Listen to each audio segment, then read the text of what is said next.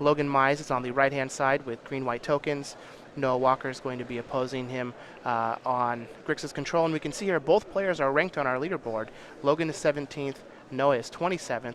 So in addition to playing for the prestige and the pride of beating each other when you see each other all the time on the Open during the SCG Tour, the points they can get from this event could catapult them into that top 16 and start giving them some buys. Yeah, it's also always nice just when you show up to an event, kind of look around the room at, who are the other notable great players at the tournament, and then, get paired against them and then beat them. That's... So Logan's going to start out fairly quickly with a Forest and a Plains and a Hangerback Walker for 1. Noah's going to have, looks like Sunken Hollow and a Foreboding Ruins, revealing a Swamp, playing a Jace for In's Prodigy. So both players have some early card advantage going here. It's going to be interesting to see who can take advantage of it better. Yeah, and generally speaking, I would say the turn 2 Jace is just cannot be understated. The green-white tokens deck doesn't have that many removal spells, so a turn 2 Jace is likely to go uncontested, and it's just going to generate a lot of value. One of the most threatening things that this Grixis deck can do is play that turn 2 Jace. Well, Logan does have another copy of Hangerback Walker, leaving up an untapped Forest to pump the first Hangerback Walker that he played. Noah has a Swamp and a Read the Bones. We're in the middle of the Scry here, so he's going to lose 2, go down to 18. He has to decide where he wants to put those 2 cards from the Scry, and then he's going to draw 2. He's just going to keep them. They were good enough. So it's nice that Logan has these Hangerback Walkers because they're hard to deal with, but they also don't apply that much pressure. And so, and that is kind of symptomatic of a lot of how this green-white tokens deck plays against Grixis control. Is it's not going to, well, it's usually not going to have a really aggressive draw with like turn 2 Sylvan Advocate and then turn 3 add some more power and toughness on the board and keep attacking. It's going to be a slower grind where they're just applying a bunch of hard to deal with things.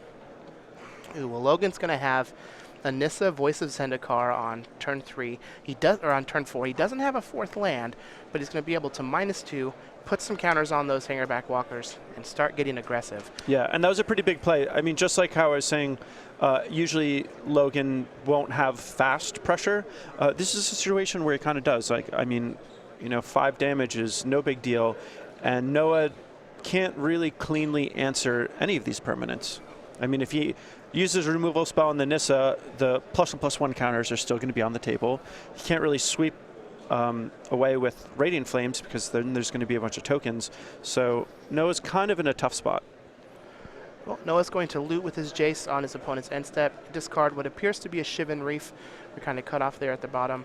He's just going to deploy a mountain and pass the turn back. This could be a pretty big turn for Logan if he's able to find a 4th land to play something like Gideon. At the very least, he can just get in some more damage with his attacks, make a plant with Nissa, and threaten a real big turn next turn, since it appears that he has a Secure the Waste in his hand.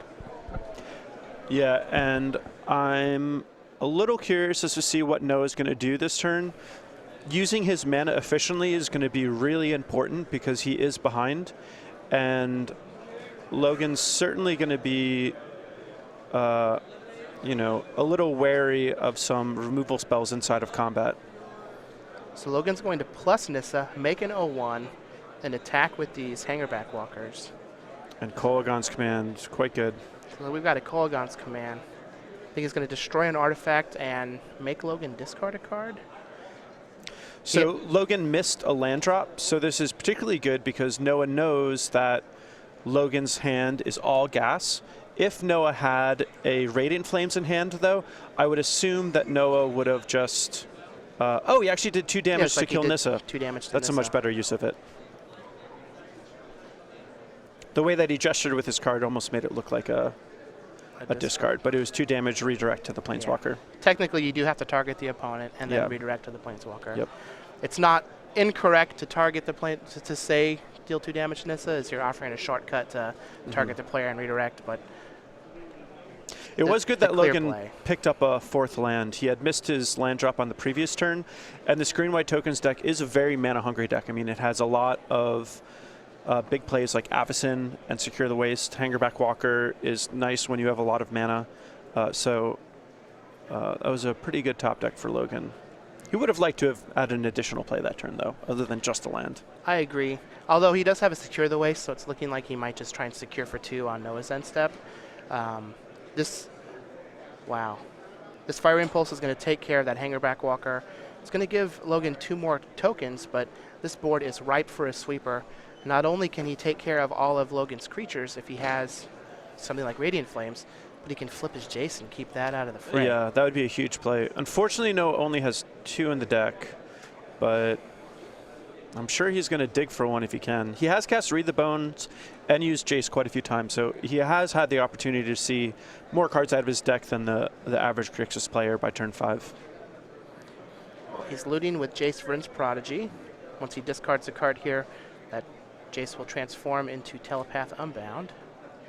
And Logan actually has a pretty threatening board. That 4th land means that a potential Gideon could hit the board. Gideon Emblem would be real nice here. Yeah.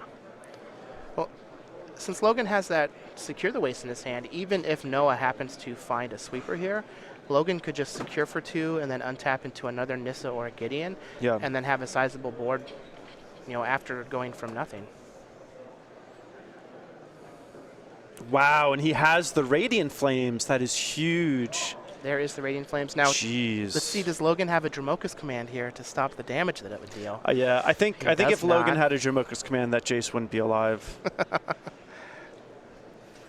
right, Jace is going to get plussed. Which Another I assume Jace will be played. Is a read that Noah made. Oh, he's not going to secure on the end step. So from this position, I would put Noah securely in the driver's seat. This is going to be tough. Logan, can deploy some tokens, and those are hard to deal with. But if he's not able to pressure that Jace properly, Noah's going to be able to flash back Radiant Flames and deal with them. So, well, not only flash back Radiant Flames, but he can just flash back the Read the Bones to try and get some more cards. He can even use Kolaghan's Command to take care of some troublesome creatures. This is a game that started out with Hangerback Walker on 2, Hangerback Walker on 3, Nissa pumping them, looking very good for Logan, and Noah navigated it perfectly. He's even still at a healthy life total of 11. Well, I would say Noah navigated it well, but I think the defining part where Logan's draw kind of fell apart was on turn 4, all he had was a land, and he had nothing else. He did have a pretty good start, but if you have a good start but don't do anything on turn 5, that's not so good. Well, Logan did pick up a 5th land here. He's going to pass the turn back. It looks like he has an Avacyn in his hand. Noah is going to tap out for a Goblin Dark Dwellers and recast Read the Bones. This is going to bring him down to 9. He's going to top bottom, draw 2 cards. Got a land, plus on the Jace, and then just a pass. I would expect Logan to... I think I would play the Avacyn if I was in his position, but if he has a way to pump the tokens, then I think Secure the Waste is the better play. The other thing he can do is just play the Secure the Waste and then bait Noah into flashing back Radiant Flames and then flash in the Avacyn to protect them. But I think Noah is likely to see that play coming from a mile away. If Logan just passes with 5 mana, Noah knows that Logan missed some land drops, and if Logan's passing with 5 mana, it's for a pretty clear reason. Yeah. So he is going to go ahead and secure for 4. It looks like he might have a Gideon in his hand, so he could just Emblem here and get in some damage. That might not be bad, especially since you can leave the Avacyn in the wings. Yeah, if he emblems and attacks with everything, he could either force Noah to trade or chump block, or at least push 6 damage, which could put Noah in a bad spot because he'll be at 3, and if Logan can ever flip his Avacyn, it'll do the final 3 damage. But Logan kind of needs something to happen here. He is going to go ahead and take his time, see if we can figure out what the best course of action is here. Pretty complicated board state. Noah has a lot of value going on, but he is at 9. The Gideon Emblem is so good in this matchup because not only does it make all of your tokens a lot better, but also means that your Avacyns don't die to Grasp in Darkness, which is very, very relevant.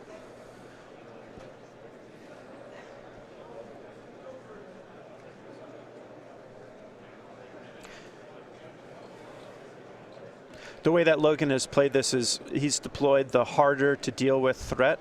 I think because Noah's tapped out, I kind of would have cashed in the Avacyn for some damage, but we'll see how he structures this, and he might be able to push through lethal damage anyway.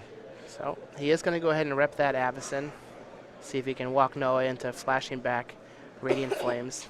I have a feeling that's not going to happen, but you never know. Mm-hmm. It depends on what other plays Noah has available. If there's just nothing else for Noah to do, he might just hope that Logan has another Secure the Waste and, you know, just can't play around Avacyn. But Noah's going to play a copy of Kalitas. He's going to plus Jace on one of these soldiers and attack with and this attack Dark Dwellers. Clearly says I have either Ultimate Price or Grasp in Darkness. You know, yeah, like the pre-combat Kalitas and then attack with Goblin Dark Dwellers. Like that can only be one thing. Yeah. So now Logan is in a pretty tough spot. The way that he sequenced his threats, he just might not really be able to push much more damage. Yeah, I feel like with the way everything was sequenced here, Noah is able to line up all of his removal very effectively against Logan's game plan. Yeah. And this is one of the tricky things about the matchup is Logan's threats are hard to deal with, but Noah does have the answers for them, and you kind of need them to line up a certain way.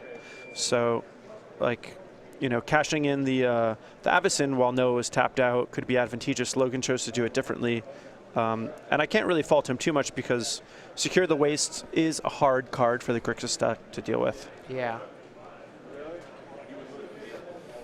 Well, Grasp of Darkness is going to take care of that Archangel Avacyn.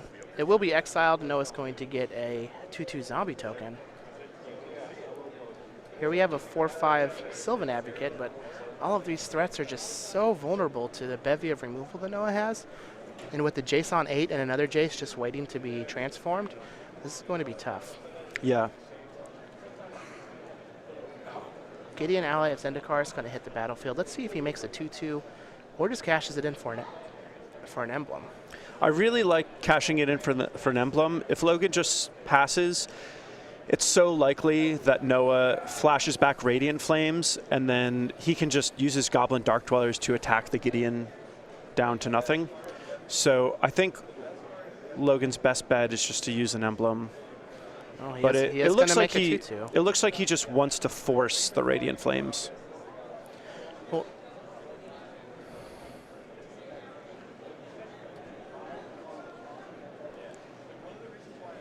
looks like a Radiant Flames is what's going to happen. Yeah. For those of you at home playing this green-white tokens deck, one piece of advice I have for you is if you're ever unsure of what to do with your Gideon, or you think that there's any chance it could just die, just make an emblem. It makes all of your top decks better. So it looks like he gave Radiant Flames the flashback ability. Mm-hmm. And if I was Logan, I would assume, because of Noah's previous attack, that Noah has either a Grasp in Darkness or Ultimate Price. So there's a good chance. Okay, so he flipped his other Jace and then flashed back Kolaghan's Command? Yep. Well, no, it looked like it was a black removal spell. Okay. And that's going to allow him to kill the Gideon and get in for 3 with the Kalitas. Firmly in control of this board, and Logan is going to say, all right, you know, you got it. And that is GG. Let's go to the sideboarded game. So Noah Walker is going to take game 1 here on Grixis Control over Logan Mize on green-white tokens. Let's go ahead and take a look at the player's sideboard here while they sideboard so we can see if we can figure out what their plan's going to be. Noah has 3 copies of Duress, 2 Negate, an Obnixilis Reignited, 1 Dark Petition, 1 Infinite Obliteration, a Read the Bones, a Languish, a Radiant Flames, 1 Pian Kiran Nalar, a Dragon Master Outcast, a Dragon Lord Silumgar, and 1 Silumgar's Command. How do we think he's going to sideboard here? So Noah has a lot of good options. One notable card that he doesn't have is Virulent Plague, which can be very good in this matchup. But I think that Noah is likely to bring in the Duresses. Duress is just the best way to deal with a card like Avacyn or Gideon or Secure the Waste. He could bring in Obnixilis just to have more card advantage, but I don't think it's really necessary. The sweepers can come in, like Languish and Radiant Flames. Although I noticed when I was playing this deck online, I'm not sure if everyone does this, but I actually didn't bring in as many sweepers. I just wanted to have some good threats and just answer the Planeswalkers and the big creatures and kind of ignore the small fodder. Pionkier Nalar is a card that I think he'll bring in. It's good at attacking Planeswalkers. Dragon Master Outcast, uncontested, can do a lot of work. So that's another card he could bring in. Dragon Lord Silumgar, great at fighting the Planeswalkers, as is Silumgar's Command. So I think Noah's got a lot of cards to bring in for this matchup. And I think basically all the ones I named he'll bring. On Logan's side, we have 2 Den Protector, 2 Evolutionary Leap, a Silk Wrap, 2 Clip Wings, a Hallowed Moonlight, a Linvala the Preserver, 2 copies of Angelic Purge, 2 Declaration in Stone, and 2 Tragic Arrogance. How do you think Logan's going to sideboard? So I think the cards Logan is going to bring in are Den Protector and Evolutionary Leap. Evolutionary Leap in particular is really hard for Noah to deal with. Really the only way he can deal with it is a Duress or bouncing with the Silumgar's Command. So Logan, if he can get Evolutionary Leap going, that's a way that he can just grind out the Grixis opponent. So Den Protector, Evolutionary Leap in for sure. I assume that he's going to bring in Angelic Purge and Declaration in Stone. I like Angelic Purge quite a bit. It's just a clean answer to anything, and you exile it, so it's never going to come back with Kolaghan's Command. And you can also hit Virulent Plague if they have it, which, no, it doesn't, but it's nice to have it as an option. I think that'll bring in the Declaration in Stone also, just because he needs a critical amount of interaction. And Dramoka's Command is a little sketchy in the matchup because there's so much removal. You don't want to fight something and have him ultimate price your creature in response. So I think he'll bring in the Declaration in Stones, but I'm a little worried about them because they do give your opponent a free card. And Logan's deck isn't so blisteringly fast like the White Weenie decks, where Noah isn't going to have time to crack his clue. So that Declaration in Stone, it might just be what you need to kill a Dragon Lord Silumgar, but Logan is going to be 2-for-1ing himself when he casts it, so it's a kind of a treacherous proposition, but I assume since it's in his sideboard, he'll bring it. Now, as we mentioned before, both of these players are SCG Tour stalwarts. They play in a lot of events. They have a lot of top 8s. They both won some tournaments. And the one thing that neither of them have yet is an invitational win. Yeah, that's true. But you know who does have an invitational win? Max McVitie. He won our Season 1 Invitational and has his own clue token. Yeah. Now, he is a mechanical engineer, so it looks like he's, looking at some pipes, trying to plan something out. But he's got this weird little creature on his shoulder. Yeah, it's kind of creepy, actually. It's kind of bugging me out. Now, I've heard that we need to come up with a name for this. So hopefully Twitter can help us out. It reminds me of the Pixar lamp. It does. That like hops around. Call him Lampy. Lampy? We got Lampy here on Max's shoulder. We definitely need Twitter to help us out.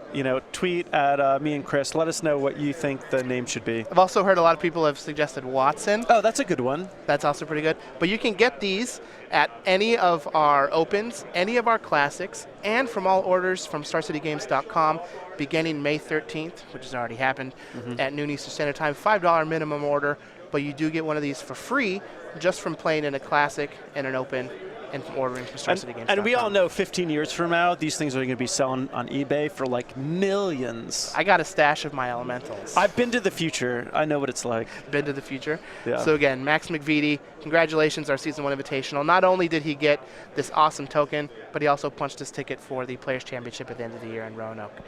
So let's go ahead and hop back to our match as our players are just now finishing up their shuffling. Noah Walker is currently up a game with Grixis control over Logan Mize, who is on green-white tokens. Both of these players are very good Magic players. Logan is from the Florida area. Noah is a Northeast player up in the New York area. So they don't get to clash very often at local events, but they do travel to a lot of these opens and play each other very frequently. Yeah, these players certainly are pretty familiar with each other and are probably even familiar with each other's play styles also. So I'm sure that there's some small mind games going on between these two. Well, Noah is like always a Grixis / Jeskai type player, I've noticed. In every format. Logan is like pretty solidly Celestia, Abzan, Golgari, like those different color combinations. Yep. That's what I imagine to see Logan on. It wasn't always that, though. He was a big proponent of mono blue devotion during that time, I remember. Well, he's definitely someone that likes to beat down, and he likes doing it in mildly unfair ways. I think the green devotion with Master of Waves was like a little unfair, and he had also played the Bant hexproof deck before, and then the heroic deck. So, let's see if we can learn a little more about Logan Mize while our players are mulliganing here. He is part of Team Next Ridge Games, which is based out of Florida. He's 26 from Orlando. He has 7 Open Series top 8s. No Open wins yet, but 2 Invitational top 8s. He is a golf, bowling, and baseball feed his competitive drive outside of Magic. He has a near encyclopedic knowledge of his favorite animal, the penguin. That's a little weird. It's kind of cool, too, and he's a psychology student at the University of South Florida. That's pretty sweet. But near encyclopedic? That is quite a claim. I wonder if that just means he, memorized the section of the encyclopedia that's on penguins. Maybe. He is going to go ahead and mulligan, keep his 6, going to scry to the top. Next time I run into Logan face-to-face, I'm going to ask him what the average land speed is of an emperor penguin. Imagine we just asked him something about penguins, and he's just like, I don't know. We're going to have a fast start here. He has a Canopy Vista and a plane. He's going to deploy that Sylvan Advocate. No Walker just has a couple lands here, Sunken Hollow and a Swamp. Doesn't have a removal spell to use on this Sylvan Advocate yet, but he might just be waiting for Logan's end step. I don't think he's just waiting for the end step, because I don't think there's anything Logan's going to play other than another Sylvan Advocate that would really be targeted by instant speed removal. I think probably the most likely thing is Noah's just going to cast a Read the Bones here, which is going to give Logan an opportunity to be a little ahead in this game. Fortunately, though, the fact that Logan doesn't have a turn 3 play is bodes kind of poorly for him. It's nice that his Sylvan Advocate is stuck, but he'd really like to curve out. Yeah, it makes it much easier for Noah to try and play something like Read the Bones on 3. He is just going to use a Ruinous Path, take care of that Sylvan Advocate. And this is a really big turn for Logan. If he has an untapped land, it's something like Gideon Ally of Zendikar. Nice. This is going to be a premium threat that he can dispatch to the board, and it's not going to be very easy for Noah to take care of it. Yeah, and Gideon really is one of the premium threats of the format. There's almost nothing you can do better than it on turn 4. And if you're against a control deck, Gideon just gives them fits because it's just so hard to deal with. I mean, even here, Noah has the perfect response, and Logan still gets a 2/2 out of the deal. And against slower decks, Gideon's 4 mana but attacks for 7. It's a big deal. Now, it's important to note that Ruinous Path was used to take care of both the Sylvan Advocate and the Gideon. So Noah only has 1 more Ruinous Path left in his deck. He does have some Goblin Dark Dwellers to be able to replay them, but Logan's deck is just jam-packed with Planeswalkers. Lots of juicy targets for those Ruinous Paths, and now he's just exhausting them out of Noah's hand. He doesn't, however, have a turn 5 play outside of playing a tapped land. So Noah has a chance to catch back up here. Read the Bones is going to put him on that path, but he definitely has to hope that he can find something good. Yeah, for Logan's sake, I really hope he has a Secure the Wastes to follow this up with. I mean, if I were him, I would certainly keep Sylvan Advocate, Gideon, 5 lands as my opening hand, but hopefully he's got, more action than what we've seen. Looks like he doesn't, though. Looks like Noah went top-bottom with his Scry, just going to draw 2 and pass. After falling down to 14, Logan doesn't have anything on his end step. He's just going to untap going into his turn 6. That Knight token is going to get in for 2, dropping Noah down to 12. Let's see if Logan has some more threats to dispatch onto the board. And notably, last turn he played his second green source. So if he did have a Nissa, he wouldn't have been able to previously cast it. One of the things unique about this green-white tokens deck is the mana is actually kind of bad for a 2-color deck because you have 3 Westvale Abbeys and you're trying to play double white, double green. Yeah, but Oath of Nissa does a long way to fix that. Unfortunately, Logan didn't have access to one this game.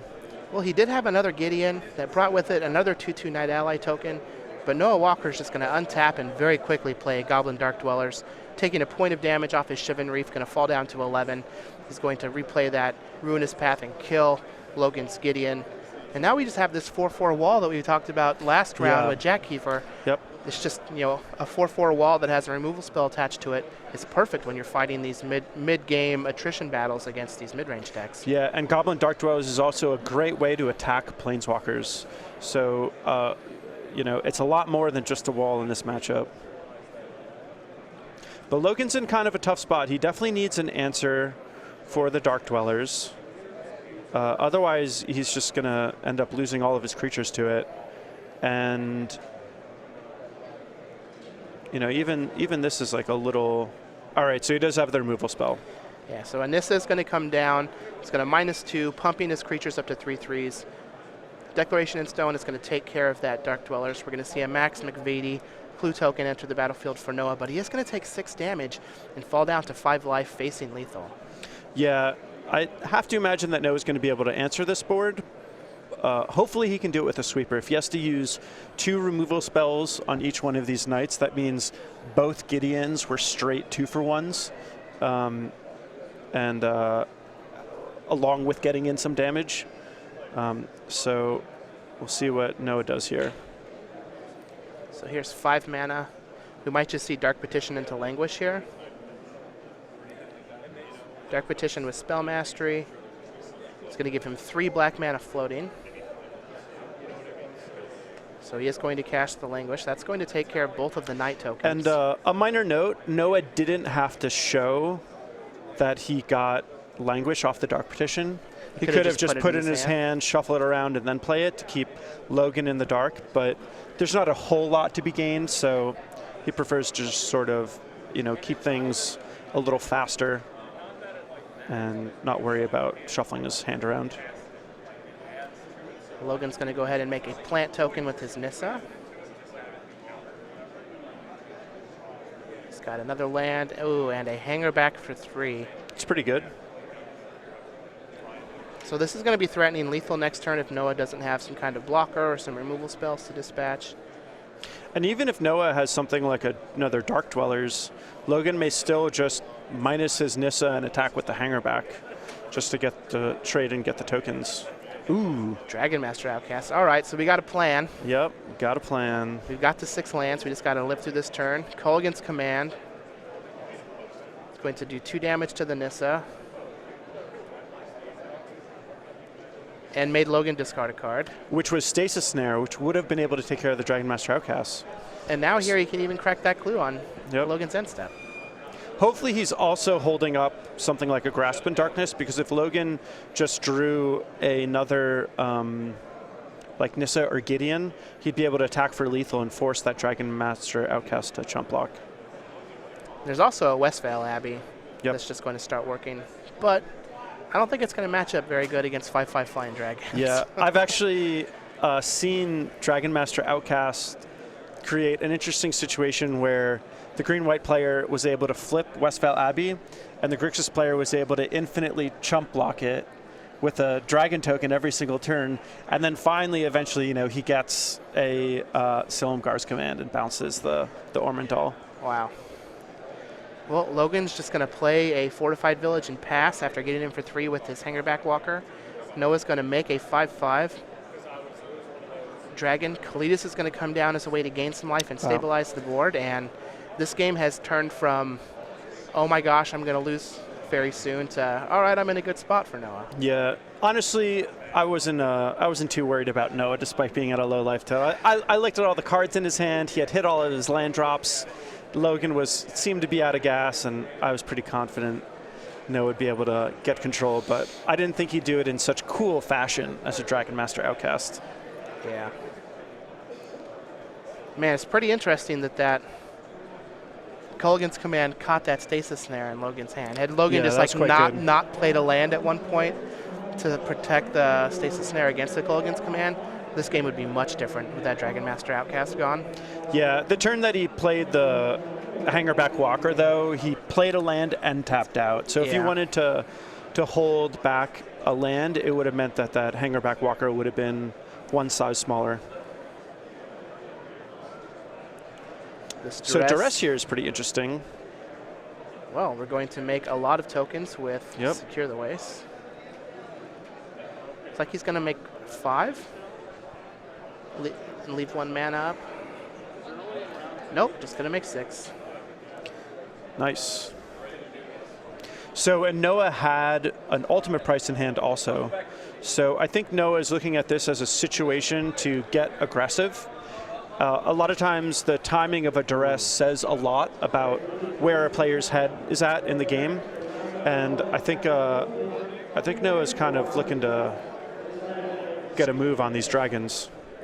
Well, he has a negate for that Secure the Waste, which is going to be a pretty big blowout. Now we're going to see Dragon and a 3/4 Kalitas get in the red zone. Yep. Now that Logan doesn't have a land to pump up that Hangerback Walker, he can make this attack pretty safely. Logan is going to chump the Kalitas with an 0/1 plant token. Noah's going to go up to 5 after gaining 3 life. Going to drop Logan down to 14, dealing 5 damage with that dragon. And this looks like a real rough spot for Logan Mize. Yeah. And the negate was kind of a blowout there. The Grixis decks usually don't play like very many of them. Like sometimes they'll have 2 on the sideboard, and they are a good card against green-white tokens, and you would expect them to come in. But the Grixis deck, it doesn't have that much card draw. It's not like it has Sphinx's Revelation in it or something where it just seeds, you know, tons of cards. So even if the Grixis deck has 2 negates, you're not going to see them that often. We've got another duress. It's just going to show a Sylvan Advocate in Logan's hand.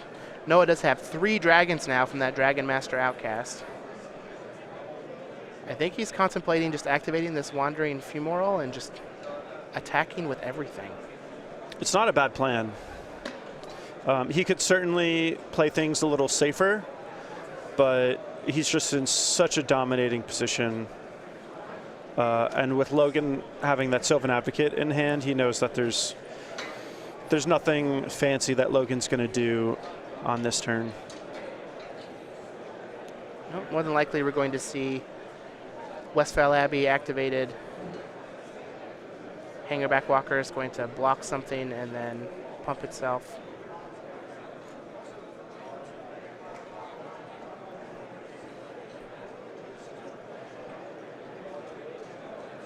Interesting. So I assume, all right, no, it doesn't have a removal spell. That's a little interesting. So he's going to get in for 10, knock Logan down to 4. He's going to gain 3, go up to 8. Logan's going to lose his Cleric token. He's going to go down to 3 and make another Cleric token. And we draw a card for the turn and scoop them up. Yeah, these look like a lot of hungry dragons on the other side. Yeah. These dragons are angry. And there's the handshake. So Noah Walker takes things down. I think that Logan has, you know, he's not that unfavored in the matchup, but his draws definitely didn't come together the way he wanted them to. And, you know, I think that if he was specifically looking to beat this specific matchup, he would have built his deck a little bit differently. And there's, you know, with all the decks in Standard right now, there's not one best list. You can look at a lot of different players and see them made in a lot of different ways with their individual, you know, pros and cons. So I'm sure Logan will still fare well for the tournament, but not in this particular match. So it looks like